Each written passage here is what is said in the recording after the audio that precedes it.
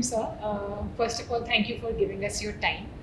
There are a few questions that I would like to ask. So the first one being, since you have a long experience in the industry, around 20 plus years, and there is a very trending topic going on these days, like digital transformation and tech-related innovations happening around the world. So, what are some of the things that you've experienced in your tenure that were some very exciting projects that you delivered or worked upon, and what are some of the suggestions that you would like to give to the upcoming management? Yeah. For me, I think I always take pride in the kind of things that I've been part of it, and I'm also blessed to be really part of this century where so many things are happening, right? I mean, I always say, right after the Industrial Revolution, this is the most happening time of our age, right? Especially post-COVID, the kind of tech innovations which have come through, especially transformer models, generative AI, and the kind of impact AI had created across the industry, right, is so huge. For me, I started my career with SAP, and I spent 18 years at SAP. It gave me a huge opportunity to learn about different industries.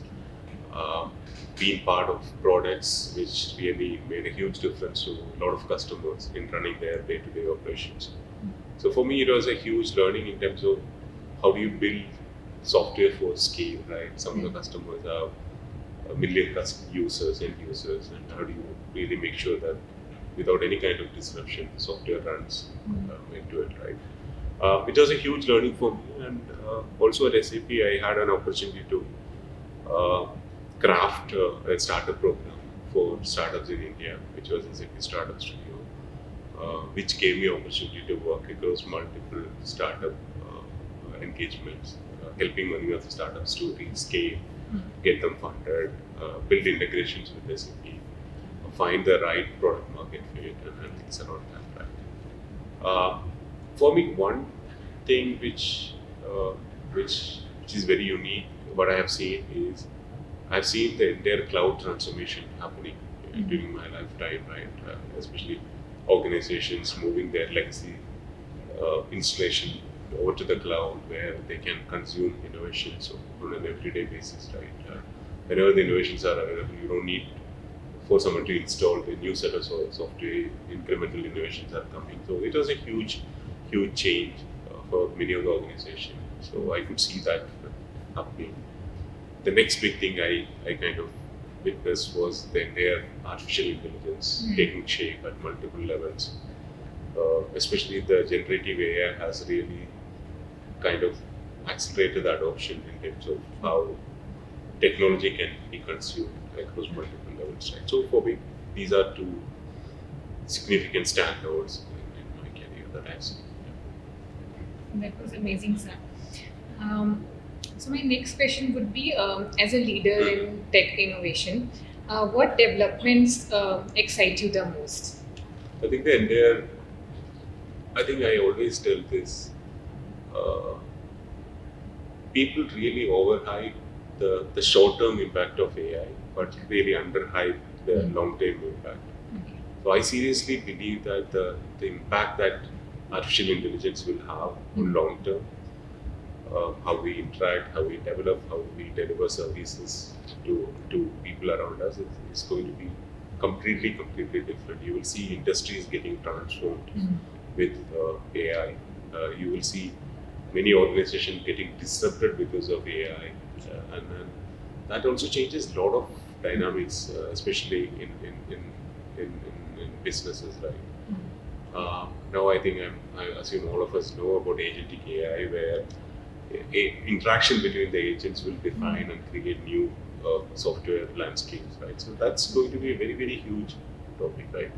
Now this brings to a much larger question. How does an organization in the future would look like? It will not be just humans.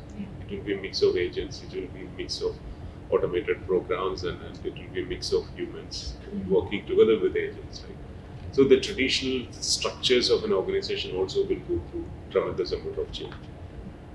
That again brings to lot of other significant tech innovations which are coming. AI is just one part of it. You have innovations in terms of biotechnology coming in, bioengineering, with a new protocol which is called CRISPR. You can genetically modify the DNA and you can become a better person yourself, right? So that's a huge engineering which is happening at this point of time. The second thing which is happening is primarily on the brain-computer interface. You would see more of systems which can directly read your brain and interact with the software which will come up. I think 4 weeks back I came across an article where Apple had filed a patent for airports to capture the brain signals, right? And then again, my belief is that would get directly translated to the software, and then you will have a much more frictionless interaction with systems in the future. Right? That's another tech trend that I'm seeing. And the last one, primarily the augmentation, and then their augmentation with your smart glasses, with the VR headsets, or any kind of tech augmentation which happens, right? It could be just your Apple Watch or any of the wearables which are out there, right? It has an amazing power in terms of capturing your different biomarkers and process it every now and then and give you insights in terms of are you better than yesterday kind of thing. So the future is, there are huge endless possibilities which are out there, and the bigger question is that what are we doing ourselves to make us very relevant in the future, right? I think that's going to be very, very crucial. The structures that you see today may not be the same structure that you will see in future. So probably the entire HR function and your IT functions would merge together, because definitely the workforce has both organic elements and inorganic elements, right? You will have augmented population and non-augmented population. So you really do the performance assessment of the workforce, right? So there are too many questions at this point of time, but then this has always been the case in our evolution, especially in the humanity, right?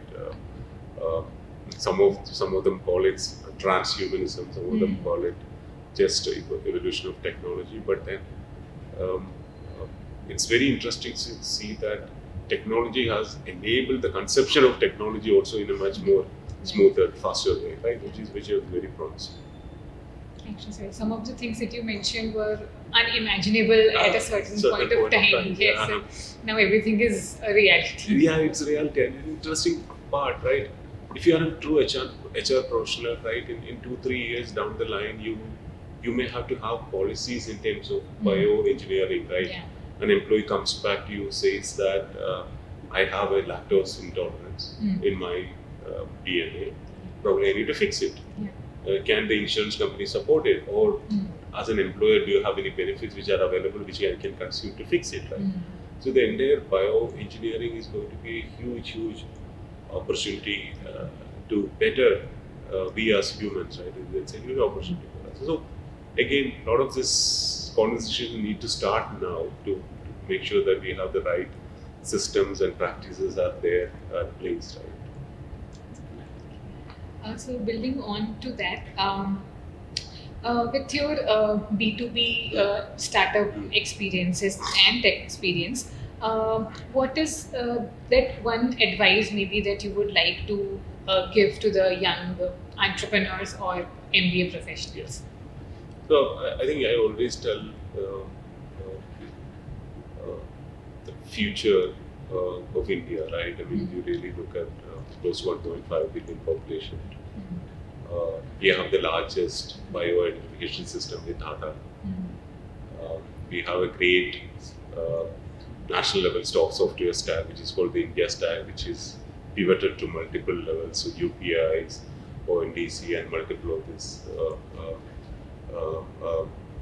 digital public infrastructure has been created. So anyone who really would like to leverage on there are huge opportunity, especially with ONDC. We can really build completely frictionless businesses right here, which are able to connect sellers and buyers together. So if you're really passionate about building something, I don't think you need to look outside, right? You have opportunities in India at this point of time.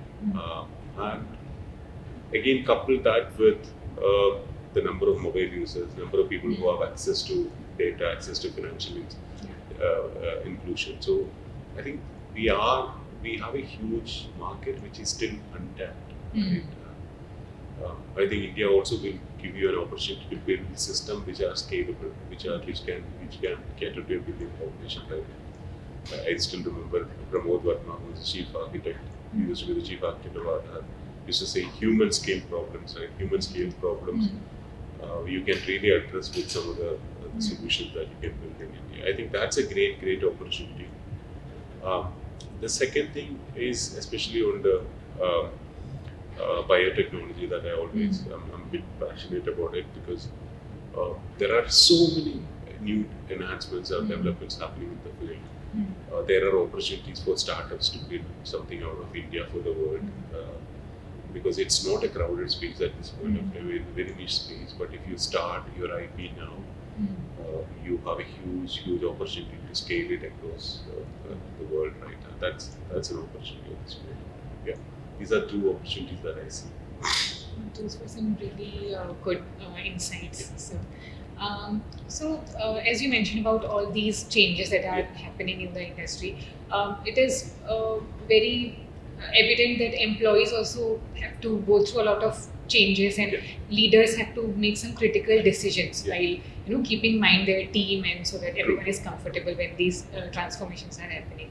So, what are some of maybe the core values or some thoughts that you stand by while making these critical decisions for your team members and organization in general? Yeah, for me, I think the prime consideration is the culture of learning. Right? I think we should again. I think it's been discussed multiple levels, multiple times. But again, my feeling is that the learning as a constant endeavor to upskill your game has to be something that everyone has to embrace. It doesn't matter whether it's not just for the CXOs; it's for everyone in the organization. So, as I always say, there is no permanent competitor and advantage that you will have. Every day is a reinvention of yourself. How better you are compared to yesterday. I think that's a philosophy that you should always have. And the second aspect is primarily look at opportunities where you can create a delta, right? There is a huge, I think historically we always been so much obsessed on perfection. Can I make it perfect, and then I can take the market? But that's where the time to value comes to the picture. Do not just chase perfection. Perfection will be a byproduct of your processes, but then my strong feedback is that focus on progress. Focus on incremental developments, incremental deliveries which are there. And over the time, you will see a huge amount of disruption is happening because of those incremental deltas that's there. I think that's a very strong message that I would really like to send to everyone, saying that look at the incremental innovations that you are building every day. And over the time, you will see that it gets compounded and creates a huge disruptive innovation. I think that thinking you should have in your organization. Thank you for sharing your thoughts. So I think the one thing that you mentioned, that looking carefully at the small incremental change that happens in our life every day, I think that is a very important thing, and that is something is kind of a takeaway for me from this conversation that we had. So thank you again. I really want to ask many more questions, but I think since we have a paucity of time, so thank you so much. Thank you. Thank you.